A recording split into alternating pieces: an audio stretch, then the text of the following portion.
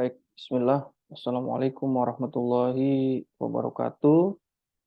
Selamat pagi semuanya. Salam sejahtera untuk kita semua. Semoga hari-harinya menyenangkan. Baik, kita akan melanjutkan mata kuliah kita, mata kuliah rantai nilai agroindustri. Topik yang akan saya sampaikan pada pagi hari ini adalah mengenai value stream mapping. Sebelumnya saya ingin menanyakan bagaimana kabar dari adik-adik mahasiswa. Sehat? Ya, alhamdulillah sehat ya. Semoga tetap sehat, tetap dalam kondisi yang terbaik. Capaian pembelajaran pada mata kuliah kita adalah bagaimana mahasiswa mampu menganalisis value stream mapping atau VSM dalam agroindustri. Ini masuk dalam CPMK yang kelima. Kemudian akan ada penilaian tugas terstruktur. Ini referensi yang saya gunakan untuk mata kuliah kita kali ini. Ada 5, namun tidak menutup kemungkinan bagi adik-adik mahasiswa yang ingin memperdalam materi value stream mapping bisa mencari melalui media media yang telah tersedia, baik media cetak, elektronik, maupun internet ya. Ini outline pada mata kuliah kita hari ini. Ada pendahuluan, kemudian definisi dan konsep value stream mapping, kemudian bagaimana menyusun model value stream mapping, kemudian ada case study, studi kasus, dan penutup. Kita masuk ke pendahuluan. Jadi sejarah value stream mapping ini diawali dari perusahaan besar Toyota. Jadi VSM adalah suatu metode yang pada awalnya dikembangkan oleh Toyota untuk memetakan alur produksi dan alur informasi yang diperlukan untuk memproduksi satu produk atau jasa. Nah, tidak hanya pada setiap area kerja, tetapi pada tingkat total proses produksi atau alur layanan.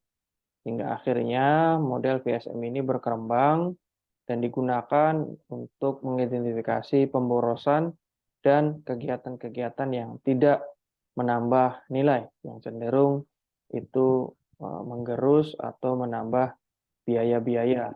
Nah, perlu kita ketahui bahwa semakin banyak biaya yang dikeluarkan untuk sebuah produksi, maka akan mengurangi eh, keuntungan atau margin pendapatan dari sebuah perusahaan. Sehingga pemborosan-pemborosan yang ada di setiap lini produksi harus sedikit demi sedikit diminimalisir. Nah, kita mengoverview sedikit tentang pemodelan sistem agroindustri ya, bahwa kita mengetahui bersama bahwa model merupakan representasi dari sistem dan simulasi merupakan imitasi dari sistem, di mana goalnya adalah untuk evaluasi, peningkatan performansi, analisis performansi. Jadi value stream mapping ini merupakan tools pemodelan ya, pemodelan pada sistem agroindustri. Seperti kita ketahui pada diagram di samping kanan kita yang berwarna hijau ini adalah dunia nyata. Kemudian dunia nyata itu coba dimodelkan untuk mencapai berbagai macam tujuan yang diharapkan. Nah, formulasi masalah dan konsepsi VSM dalam agroindustri. Jadi perusahaan atau agroindustri pada dasarnya semuanya memaksimalkan keuntungan. Ada 2 cara untuk memaksimalkan keuntungan. Yang pertama, menaikkan harga jual atau menurunkan biaya.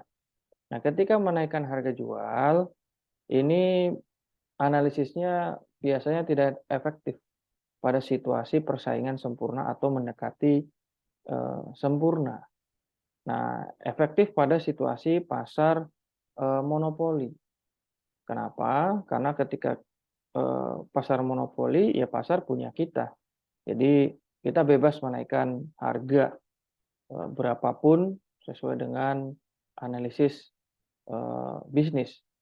Nah, pilihan yang kedua adalah menurunkan biaya. Nah, menurunkan biaya ini paling banyak dilakukan oleh perusahaan dengan berbagai macam strategi dan teknik, seperti pengandaian anggaran, kedua penerapan biaya standar, dan analisis nilai.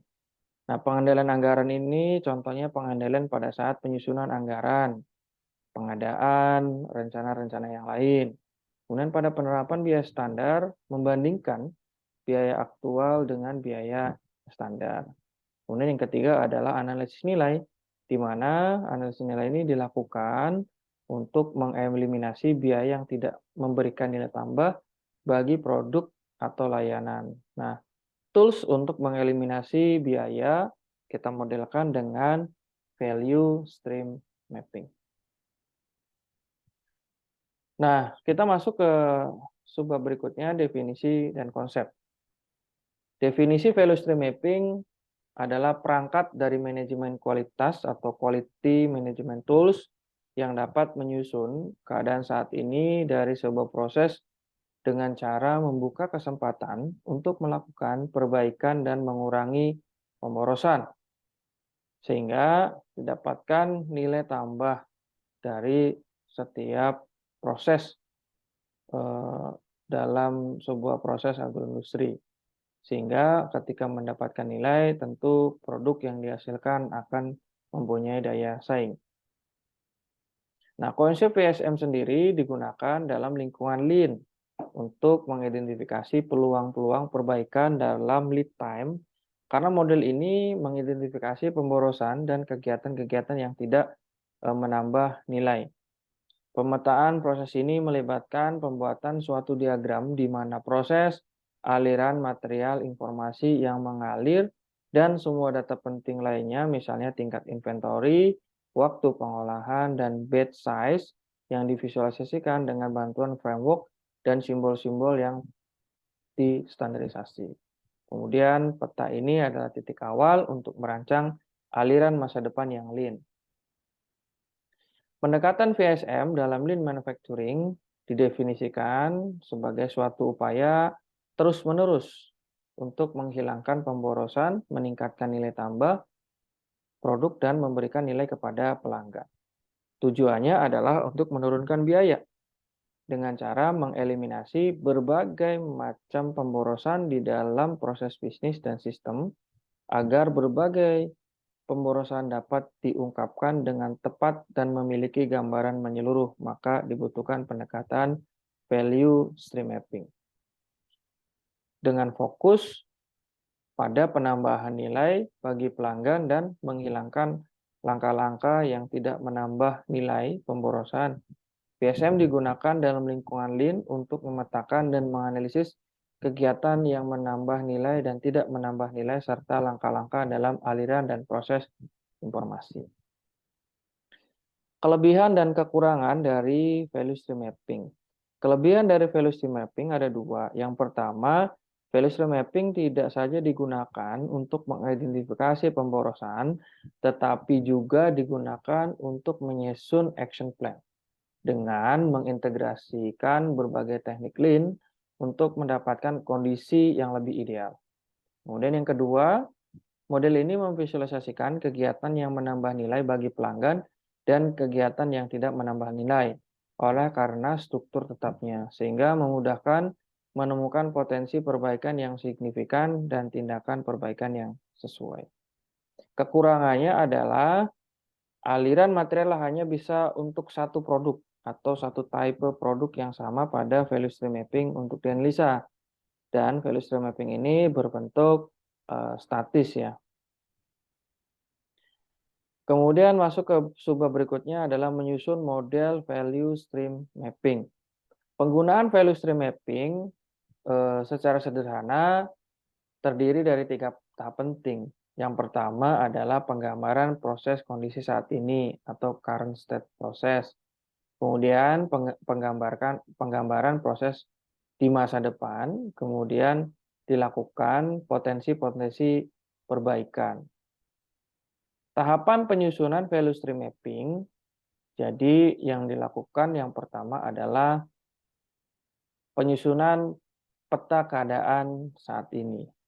Kemudian menganalisis aliran material dalam kondisi saat ini akan memberikan informasi tentang kegiatan-kegiatan yang menambah dan tidak menambah nilai. Misalnya waktu setup, ruang yang tidak perlu, jumlah pekerjaan ulang, jarak tempuh, dan inefisiensi.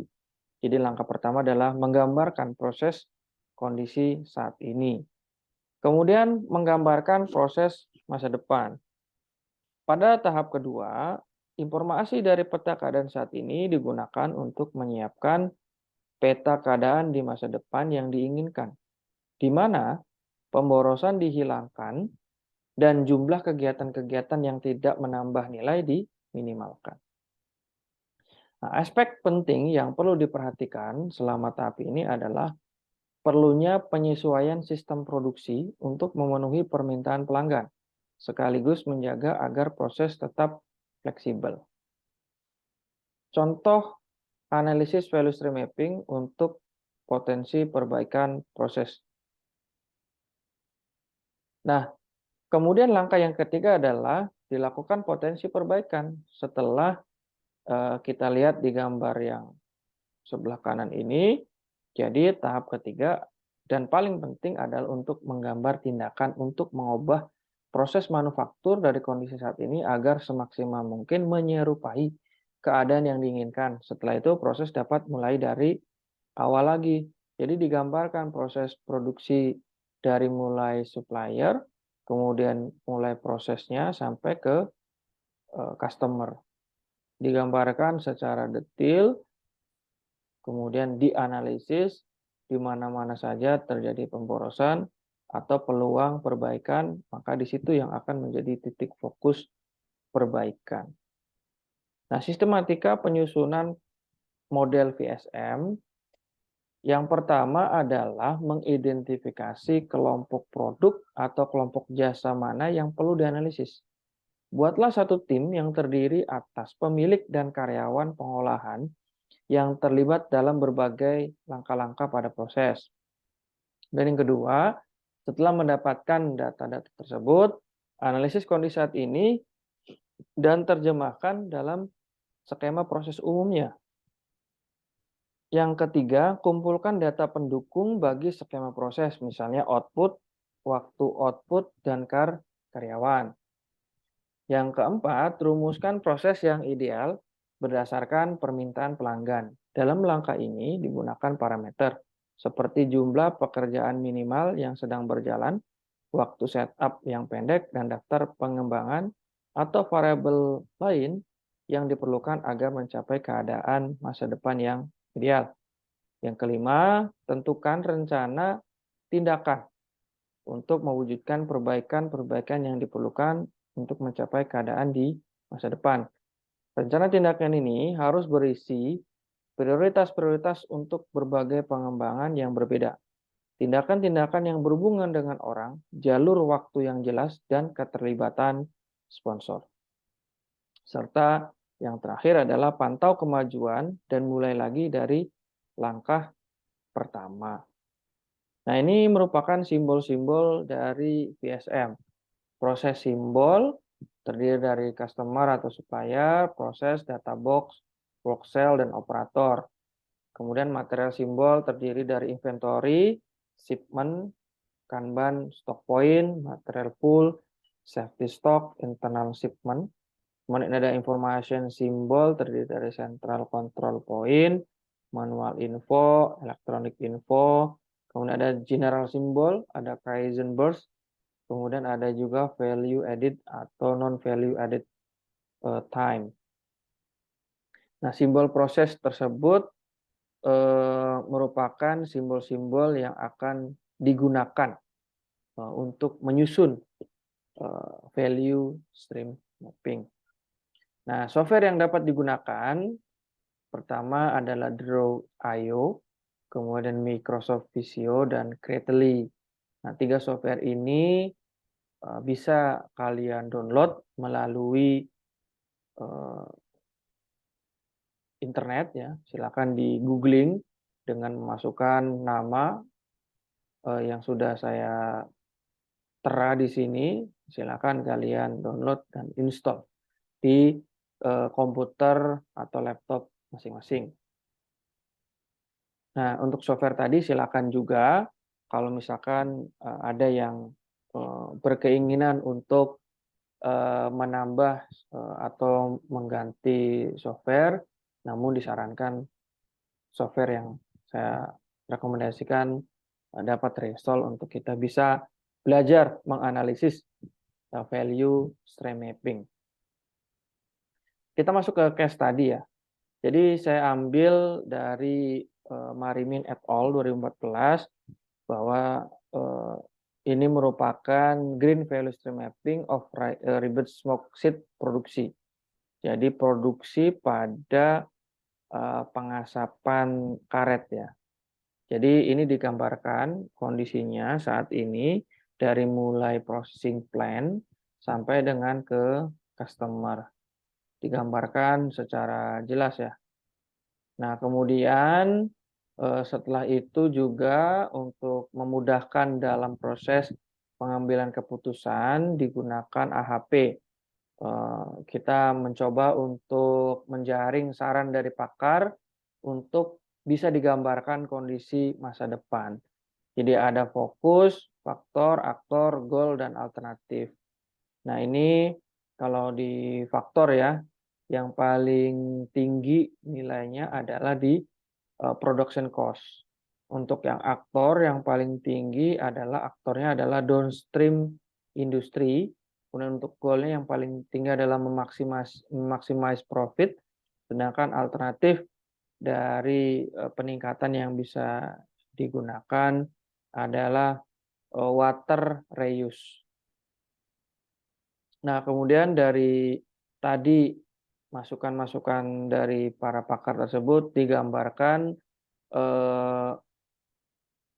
kondisi di masa depan, saran-sarannya seperti yang tertera di gambar ini, di mana energinya mengalami sebuah perubahan atau pengurangan ya, dari mulai penggunaan air dari 7.000 liter turun menjadi 500 liter dan energinya pun turun di milling station ini.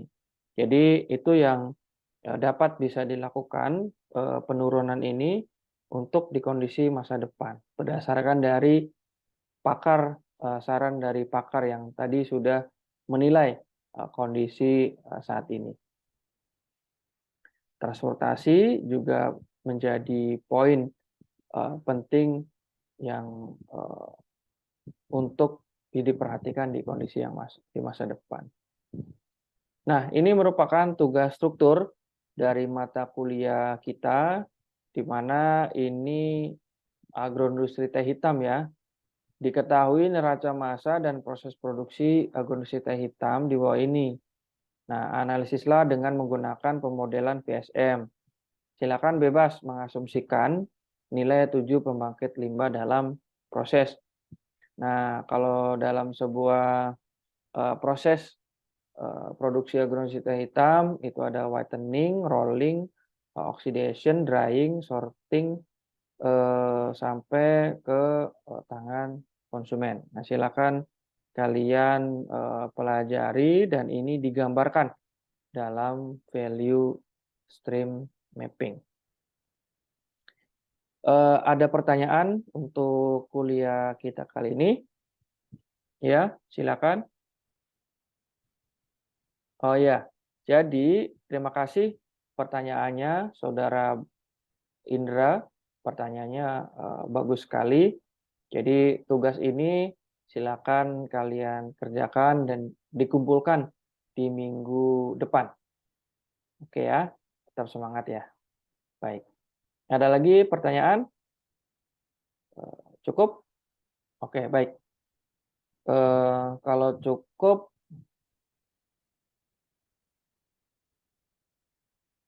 berarti nanti kita akan ketemu lagi di minggu depan.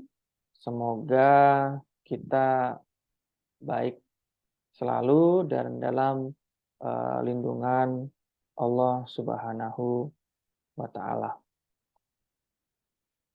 Sekali lagi, ada yang mau ditanyakan? Silakan.